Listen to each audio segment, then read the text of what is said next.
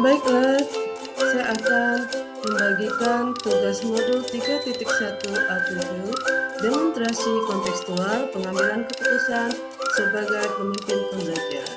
Perkenalkan, nama saya Nolatriana, SPD, CGP Angkatan 2, SMP 10 Kota Jambi. Sebelum saya melanjutkan tugas saya, baiklah saya akan menyampaikan ringkasan dari modul 3.1. Seorang pemimpin bisa dikatakan bijak bila dia mampu mengambil sebuah keputusan yang tepat. Hasil dari keputusan itu, langsung ataupun tidak langsung, dapat menentukan tujuan dari lembaga yang dipimpinnya dan tentunya berdampak pada mutu pendidikan yang dapat diraih. Sebagai pemimpin pembelajaran, tentunya kita lebih sering dihadapkan untuk mengambil sebuah keputusan, tentunya di mana keputusan tersebut melibatkan kepentingan banyak pihak yang sama benar dan seringkali bertentangan satu sama lain. Pemahaman dilema etika dan bukan. Apa itu dilema etika? Dilema etika atau benar melawan salah merupakan situasi yang terjadi ketika seseorang harus memilih antara dua pilihan, di mana kedua pilihan secara moral benar tapi bertentangan. Yang kedua, bukan benar versus salah atau benar lawan salah, merupakan situasi yang terjadi ketika seorang harus membuat sebuah keputusan antara benar atau salah.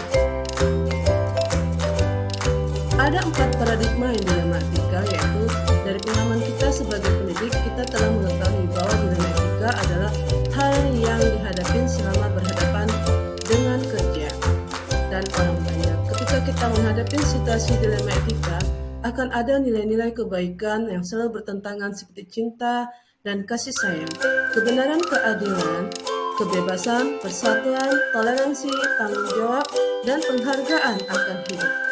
Secara umum, ada pola, model, dan paradigma yang terjadi pada situasi dilema etika yang bisa dikategorikan seperti di bawah ini. 1. Individu lawan masyarakat atau individual versus community. Rasa keadilan lawan rasa kasihan atau justice versus mercy. Kebenaran lawan kesetiaan, truth versus loyalty. Jangka pendek lawan jangka panjang, or short term versus long term. 3 prinsip pengambilan keputusan menurut Kidder 2009 page 144 atau 2009 halaman 144 menyatakan bahwa dalam pengambilan sebuah keputusan ada 3 prinsip yang melandasi, di mana ketiga prinsip ini seringkali membantu dan menghadapi pilihan-pilihan yang penuh tantangan dan harus dihadapi pada dunia saat ini. Ketiga prinsip tersebut adalah berpikir berbasis hasil akhir, end-based thinking, berpikir berbasis peraturan, rule-based thinking, berpikir berbasis rasa peduli, fear-based thinking. Konsep pengambilan dan pengujian keputusan. Sebagai seorang pemimpin pembelajaran, kita harus memastikan bahwa keputusan kita ambil adalah keputusan yang tepat. Oleh karena itu, perlu dilakukan pengujian. Pengujian untuk mengetahui apakah keputusan tersebut telah sesuai dengan prinsip-prinsip dasar pengambilan keputusan secara etis. Di bawah ini ada 9 langkah yang telah disusun untuk memandu kita dalam mengambil dan menguji keputusan dalam situasi dilema etika yang membingungkan karena adanya beberapa nilai-nilai bertentangan di antara sebagai berikut. 1. Mengenal nilai-nilai yang saling bertentangan dalam situasi ini. Yang kedua, menentukan siapa yang terlibat dalam situasi ini. Ketiga, kumpulkan fakta-fakta yang relevan dalam situasi ini. 3. Pengujian benar atau salah. A. Pengujian. 3. B. Uji regulasi atau standar profesional. 3. Uji nutrisi. D. Atau 4. Uji halaman depan koran. Dan E. Atau 5. Uji panutan atau benar. Yang kelima, pengujian paradigma benar lawan benar. 6. Melakukan prinsip resolusi investigasi opsi trilema. 8. Buat keputusan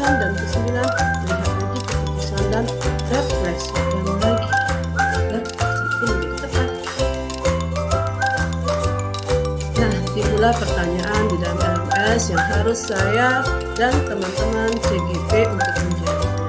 Nah, pertanyaan ini adalah bagaimana Anda nanti akan mentransfer dan menerapkan pengetahuan yang Anda dapatkan dari program guru penggerak ini di sekolahan atau lingkungan desa Anda.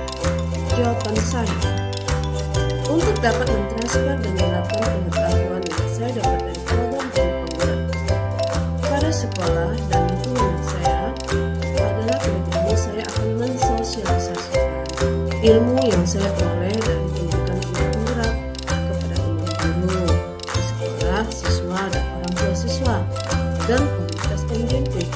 Saya akan mulai mengajar langkah pengambilan dan pengujian keputusan yang sudah saya pelajari dalam program guru penggerak, di mana di dalam terdapat 4 paradigma dan 3 prinsip dilema etika dalam pengambilan keputusan. Jadi saya akan menerapkan dulu pada diri saya sendiri dan saya baru mentransferkan dan mensosialisasikan kepada orang-orang di dekat saya, ya, termasuk pada teman-teman guru, pada orang tua, dan pada siswa, juga pada rekan-rekan NGNP, yaitu komunitas bahasa guru bahasa Inggris yang ada di kota saya.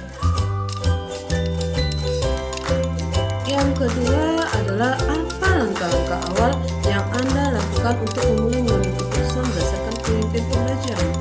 Jawaban dari saya adalah langkah awal yang akan saya lakukan untuk memulai pengambilan keputusan berdasarkan pemimpin pembelajaran adalah menganalisis kasus. Ya, menganalisis kasus tersebut apakah dilema etika atau rujukan moral. Selanjutnya, ketika kasus tersebut merupakan dilema etika, maka untuk mengambil keputusan saya akan melakukan 9 langkah dan pengambilan dan pengujian keputusan di antara mengenal nilai-nilai yang saling bertentangan dalam situasi ini, terus menentukan siapa yang terlibat dalam situasi ini, terus mengumpulkan fakta-fakta yang relevan dalam situasi ini. Ada pertanyaan ketiga muncul, yaitu mulai kapan Anda akan melakukan langkah-langkah tersebut? Hari ini kah? Besok? Minggu depan kah? Atau hari apa? Catat rencana Anda sehingga Anda tidak lupa. Jawaban saya, langkah-langkah tersebut akan saya lakukan ketika saya menghadapi kasus dilema etika yang memerlukan pengambilan keputusan baik dan efektif serta dapat melengkapi kepentingan semua pihak.